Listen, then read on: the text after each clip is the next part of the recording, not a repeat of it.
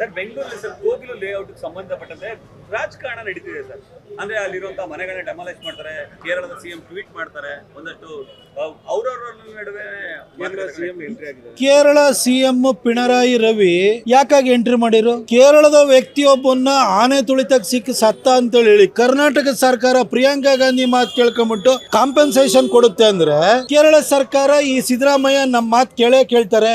ಎದುರಾದ್ರೂ ಕೂಡ ಕೇರಳದಿಂದ ಅಲ್ಲಿ ನೆಲೆ ಇಲ್ದಲೆ ಇಲ್ಲಿಗೆ ಬಂದಿದಾರಲ್ಲ ಅವರಿಗೆಲ್ಲ ಆಶ್ರಯ ಕೊಡ್ತಾರೆ ಅಂತ ಹೇಳ್ಬಿಟ್ಟು ಅವರು ನಮ್ಮ ಮೇಲೆ ಪ್ರೆಷರ್ ಹಾಕ್ತಾ ಇದ್ದಾರೆ. ಅಲ್ಲಿ ಕೇರಳದಲ್ಲಿ ಬ್ಯಾಕ್ ವಾಟರ್, ಕೋಕೋನಟ್ ಟ್ರೀ ಅದ್ ಬಿಟ್ರೆ ರೆಸಾರ್ಟ್ಗಳು ಬಿಟ್ರೆ ಏನಿದೆ ಅಲ್ಲಿ ಮಣ್ಣಂಗಟ್ಟಿ? ಹೇಳಿ ಕೇರಳದಲ್ಲಿ ಏನಿದೆ? ನಾವೇನಾದ್ರು ಕೇರಳಕ್ಕೆ ಹೋಗಿದ್ರೆ ಏನೋ ದೇವಸ್ಥಾನಕ್ಕೆ ಹೋಗ್ಬೇಕಷ್ಟೇನೆ. ಕೇರಳದವ್ರು ಇರೋರೆಲ್ಲ ಗಲ್ಫ್ ಕಂಟ್ರಿನಲ್ಲಿ ಕೂತಿದ್ದಾರೆ. ಅಲ್ಲಿ ನಿಮಗೆ ಒಂದ್ ಕಾರ್ಖಾನೆ ಬರಕ್ ಬಿಡಲ್ಲ, ಒಂದ್ ರೋಡ್ ಎಕ್ಸ್ಪಾನ್ಷನ್ ಮಾಡ್ಲಿಕ್ಕೆ ಬಿಡಲ್ಲ. ಎಲ್ಲ ಬಂದು ಅಲ್ಲಿ ಕೇರಳದಲ್ಲಿ ಅವ್ರ ನೆಲೆ ಇರೋದು ಕೇರಳ, ಬಂದು ವಾಸ ಮಾಡೋದು, ದುಡಿಯೋದು ಇಲ್ಲ ಮೈಸೂರಿನಲ್ಲೇ ಎಲ್ಲ ಕಡೆ ನೋಡಿ ಇಲ್ಲಿ ಬಂದು ವಾಸ ಮಾಡ್ತಾರೆ.